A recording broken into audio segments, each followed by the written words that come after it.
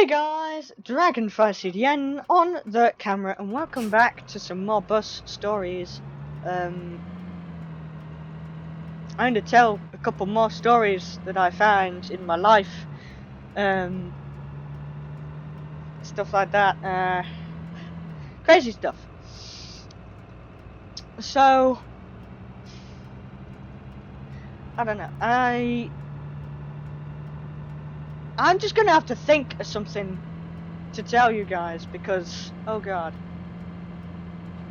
Alright, I just remembered a story to tell. I was just thinking then, I have a story to tell on the bus right now. It's not a bus story, but it's a story nonetheless, and it should take up the entire lesson.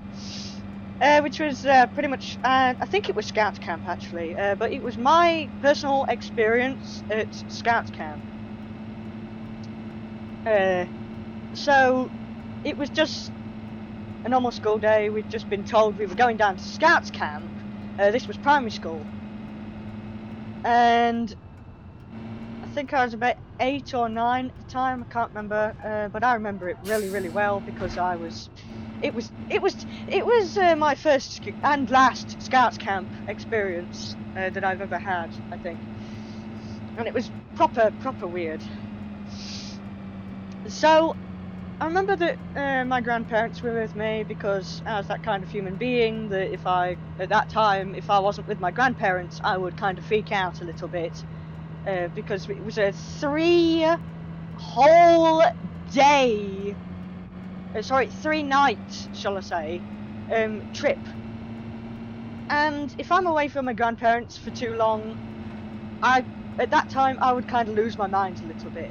So I kind of had to have my grandparents there. I actually can't remember the exact reason, but I remember my grandparents were there, or at least one of them anyways, and I remember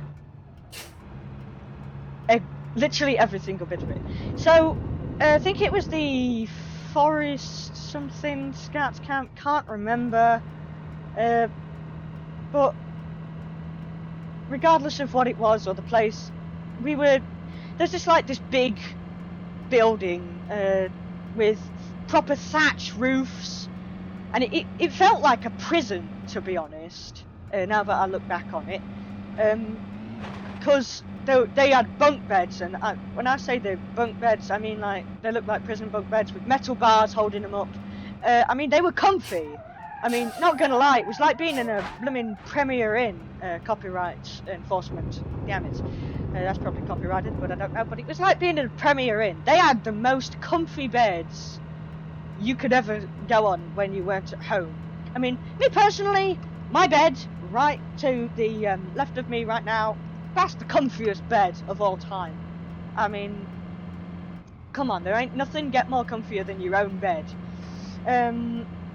So of course we were down at Scouts Camp, and they had this proper big building. You know, it had a kitchen with some food stocks, thatch roofing. It was, but when you went through the double doors into the sleeping area, it felt like a bunker. Right down at the back of the sleeping area, there was another room that we weren't allowed in.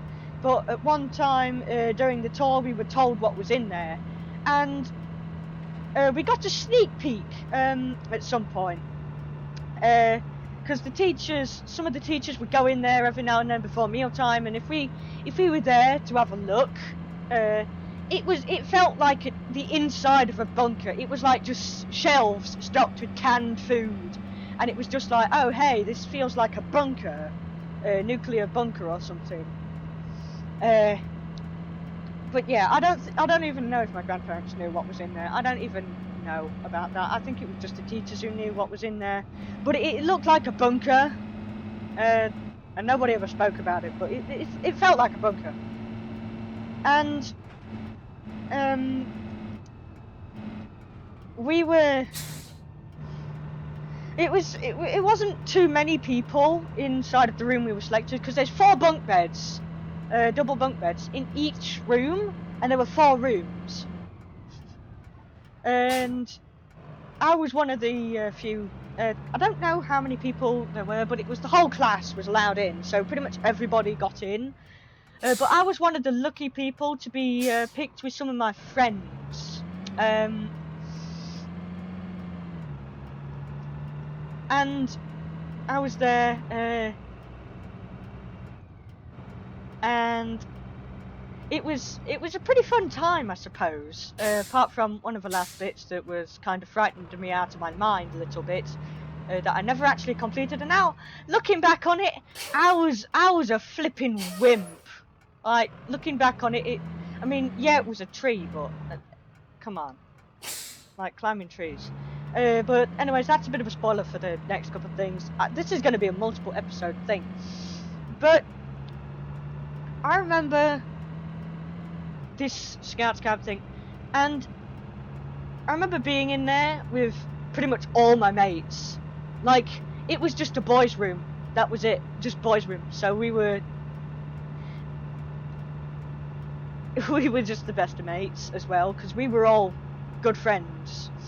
In my opinion, anyways. Don't know about them thinking there was, because I was a bit of a weird child. I still am, to be honest. But I mean, I was proper weird back then. But so we spent the first day doing some normal activities. The first thing we did was there was like an obstacle course, and we had to. It was like easy obstacles like low down monkey bars, climbing frames made out of rope and that, and plastic rope and all that. And then there was one of the most fun things that I probably spent all goddamn day on, and it was that roundabout spinner thing, you know, where one person would just push you round and round and round in a circle, and you were just there, sat down on it, surviving just the pure G-force, and every now and then you just start to slip and you just be like, slow down, slow down, slow down, ah! And you'd probably come off it feeling like you were about to throw up all over the floor. Yeah, it was that kind of thing. And I probably spent all damn day on that. And it was just the most fun you could ever have. Like, honestly, it was so enjoyable. And I remember I probably spent all day on that and the climbing frame. I remember there was another climbing frame, which was like a mixture of a climbing frame and that spinner thing that I'd spend all day on. And I'd probably, once they opened it up, because it was closed for the first couple of days, but once they opened it up, that was all I was ever on. Like, I loved that thing. And I remember we'd just be there, on it with the mates, and we, all blooming 8 of us, we just loved that thing. We'd every now and then, one of the taller kids would come up and they'd just be like, hey, I'm gonna start spinning this now, and we'd all be, no! Like, literally everybody on the climbing frame would be like, no. And then all the tall kids would come in with their swag and their sunglasses, and they'd just be like, hey, we're gonna start making life just flipping horrible for you now. And they'd just shake it, and everybody on the climbing frame, like, I kid you not, everybody on the climbing frame would lose their minds. The bus just broke down. So, like, everybody on the climbing frame would just lose their minds. They'd just be like, no, don't do it, no, no, no, no, no, no, no, no, no. And we'd all just be screaming our flipping lungs out. And it was one of the most frightening experiences you could possibly have in Scout Camp, is just when all the taller kids come up to you, and all the older kids as well, and some random bozos who aren't even there on the school trip with you would just come up to you and just give it a good old rattle to scare all of us poor children. And it's just like, will you just stop? I'd like to eat your soul now. I'd like to make you suffer for the next eternity for scaring the literal crap out of us. I remember one of the poor lads, actually crapped himself, and he had to go. I actually remember he actually crapped himself a little bit, like he farted, but it wasn't a fart. He actually crapped himself, which was actually hilarious, to be honest. For all of us, to be honest, all 8 of us, we couldn't stop laughing. It was so funny, and all the teachers were just like, "Don't laugh. That's not the kind of thing you want to laugh at. When people can't control how they crap and all that." And we just could not stop laughing at this poor person. And to be honest, it was genuinely funny. Like, come on, mate. You're almost 10 years old. Like, come on. Do you mind holding it in? I don't care if you farted. I don't care if you think it was not a crap. But come on, that's still genuinely flipping hilarious. How you actually crapped yourself. I just destroyed this bus again. Come on. But yeah, we all had a good laugh at that. But shortly after, about like 5 minutes after, we were all in tears. It was hilarious. We were all crying of laughter, and then we just got over it. We said sorry to him. Because we were all young, saying sorry actually genuinely meant we were sorry. He was all right with it. We were all back to being mates. Nobody spoke about it since. And then we went to bed, and I remember I was the most talkative thing you could ever find back then. I was really talkative, and I remember one of the lads, I think his name was like Dominic or something, or Harry or something. I can't remember his name very well because we weren't really the best of friends. We spoke to each other and I was like, dude, you want to come over? I've got some cool sweets or something. So we'd eat like a bunch of Haribos or something. And it'd just be like, we wouldn't speak unless it was just me offering sweets to people or cookies to someone or something like that. Or me getting uffy at someone for being a douche or sticking their middle finger up at me, because my god, my primary school were messed up. Like, now that I think about it, my primary school were pretty damn messed up. Like, there was one dude who said the B word, the BI word, like 24/7, and we were the best of mates. I just didn't realise that it was a swear word back then. And yeah, but we were the best of mates. His name was Kyle, and good god, he was a cool dude. And we were like 2 peas in the pod. We were absolute legends. And that's beside the point though. So I remember